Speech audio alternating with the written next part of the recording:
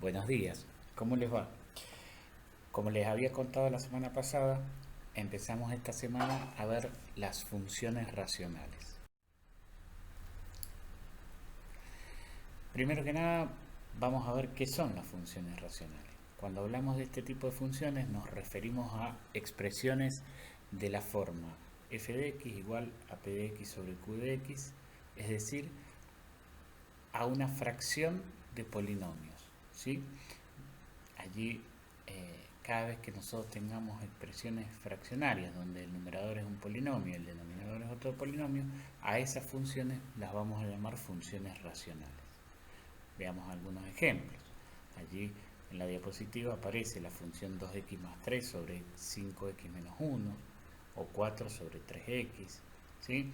Observen que cada uno de los ejemplos propuestos, en el numerador hay un polinomio y en el denominador otro polinomio.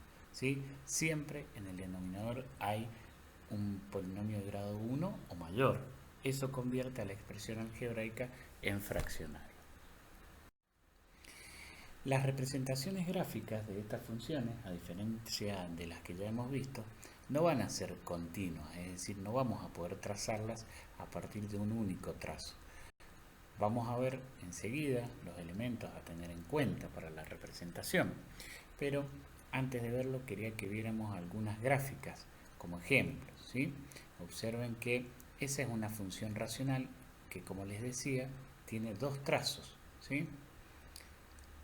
Esa es otra función racional que tiene tres trazos. Fíjense que no podemos hacerlo de una sola vez sin levantar el lápiz a la hora de representarla, sino que la curva, la función está representada por dos o más trazos. Allí hay otro ejemplo y allí hay otro ejemplo. ¿Sí? Ya vamos a entrar en detalle de cómo hacemos esas representaciones, pero me interesa que podamos ver que, a diferencia de las que hemos representado antes, que las hacíamos de una sola vez, estas funciones las vamos a tener que representar a partir de distintas curvas. ¿Qué es lo que vamos a tener en cuenta a la hora de graficar una función racional? Como siempre lo hemos hecho con todas las funciones que hemos visto, en primer término veremos las intersecciones con los ejes. Si ustedes recuerdan, la intersección con el eje x se llaman ceros de la función, entonces identificaremos los ceros, y la intersección con el eje y se llama ordenada al origen, buscaremos la ordenada al origen. Después de eso, buscaremos las asíntotas.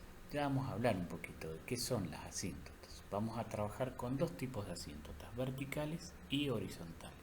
Serán elementos que nos ayudarán en la representación gráfica. Una vez que tengamos esos elementos identificados y representados en un sistema de coordenadas cartesianas, podremos hacer un bosquejo de la gráfica.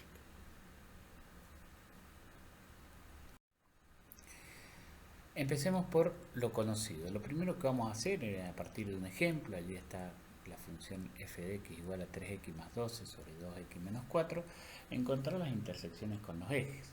Entre ellas, la primera será la intersección con el eje y, ¿sí? Lo que nosotros hemos llamado la ordenada al origen. Como lo hemos hecho en todas las funciones que hemos visto previamente, la ordenada al origen es el valor que toma la función cuando la variable independiente, la x, vale 0. Para encontrarla algebraicamente, entonces lo que vamos a hacer es cambiar la x por 0. Al cambiar la x por 0 en este ejemplo, nos queda que 3 por 0 más 12 es lo que resulta en el numerador, 2 por 0 menos 4 en el denominador. Al hacer la cuenta, eso me da f de 0 igual a menos 3.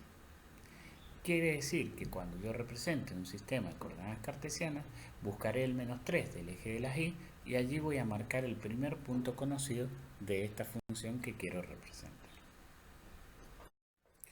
Una vez identificada la intersección de la función con el eje de ordenadas, con el eje y, vamos a buscar la intersección de la función con el eje de abscisa, es decir, con el eje x, lo que hemos llamado los ceros de la función.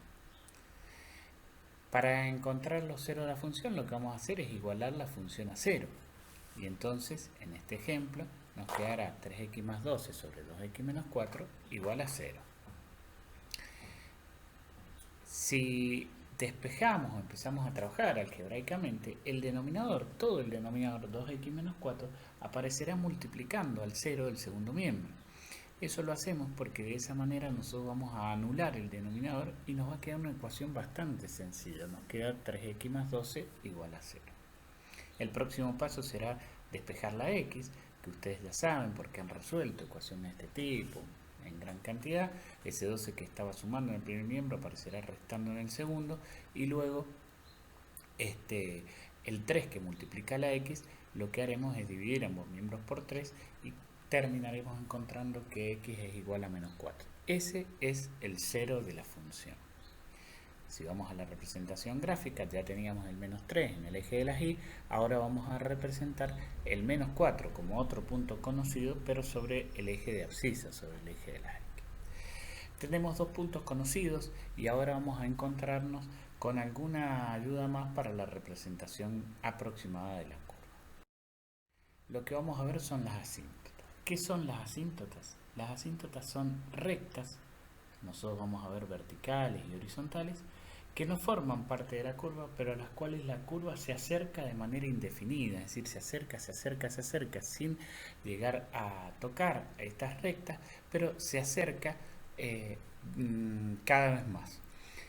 Decía que íbamos a ver asíntotas verticales y allí tenemos ejemplos.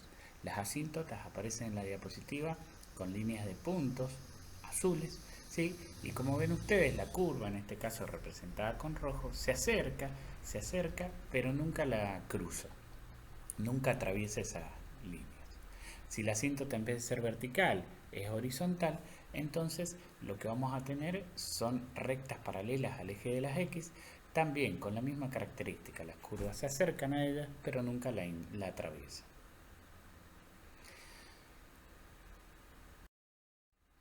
Vamos a ver cómo encontramos esas asíntotas, cómo las trazamos después en el gráfico. Empecemos por las asíntotas verticales. Para las asíntotas verticales lo que vamos a hacer siempre como procedimiento algebraico es igualar a 0 el denominador de la expresión algebraica. En este caso 2x menos 4, y una vez que lo igualamos a 0 resulta una ecuación que de resolverla nos da el valor de la asíntota vertical. En este caso hay una sola. Más adelante veremos que puede haber más de una. Esa asíntota vertical, como decíamos, es una recta paralela al eje de las y, que la trazamos con línea de puntos porque no forma parte de la curva, sino que es algo que nos va a orientar en el trazado. Allí está, por x igual a 2, entonces trazamos la asíntota vertical.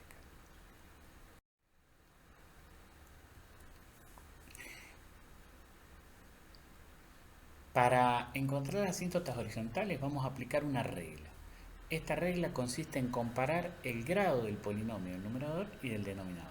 Si ustedes recuerdan, el grado de un polinomio está dado por el mayor exponente al que está afectada la variable, la x, en el caso que nosotros estamos planteando. Entonces, cuando comparamos esos grados, esos exponentes de las x, del polinomio de arriba y del de abajo, podemos encontrarnos con tres casos. Que el polinomio del numerador tenga mayor grado al del denominador, ¿sí? En ese caso vamos a decir que la función no tiene asíntotas horizontales, no hay nada que trazar. Puede ocurrir también que el polinomio del denominador tenga mayor grado que el del numerador, y en ese caso la asíntota horizontal siempre será igual a 0, es decir, coincidirá con el eje de x, con el eje de abscisas. El último caso con el que nos podemos encontrar es que el grado del polinomio del numerador sea igual que el grado del polinomio del denominador. Es decir, que el polinomio del numerador sea de grado 2 y el del denominador 2, o ambos grado 3, o ambos grado 1, ¿sí? Que coincidan los grados, los mayores exponentes con los que está afectada la x. En ese caso, lo que vamos a hacer para encontrar la asíntota horizontal es dividir los coeficientes principales. Si ustedes recuerdan, los coeficientes principales en un polinomio son los números, los coeficientes que acompañan a la x de mayor grado, ¿sí? Veamos en nuestro ejemplo cómo es eso. Repasamos otra vez, el ejemplo es el mismo con el que hemos venido trabajando. Si observamos nosotros, lo primero que vamos a mirar es el grado del polinomio del numerador, que es en este caso 1, porque la x está elevado a la 1. Recuerden que cuando está elevado a la 1 es cuando no ponemos el exponente. Si observamos el denominador también tiene grado 1. Eso hace que ambos grados sean iguales y por ende a la hora de encontrar la asíntota horizontal lo que vamos a hacer es dividir 3 y 2, que son los coeficientes, los números que acompañan a la variable expresada en su mayor grado, en este caso grado 1. 3 dividido 2 me da 1,5 y entonces a la hora de hacer la representación, teniendo en cuenta que ya teníamos los dos puntos por los que pasa, la ordenada al origen y el 0, teníamos una asíntota que era la vertical, ahora hacemos el trazado de la asíntota horizontal que irá en 1,5 del eje Y.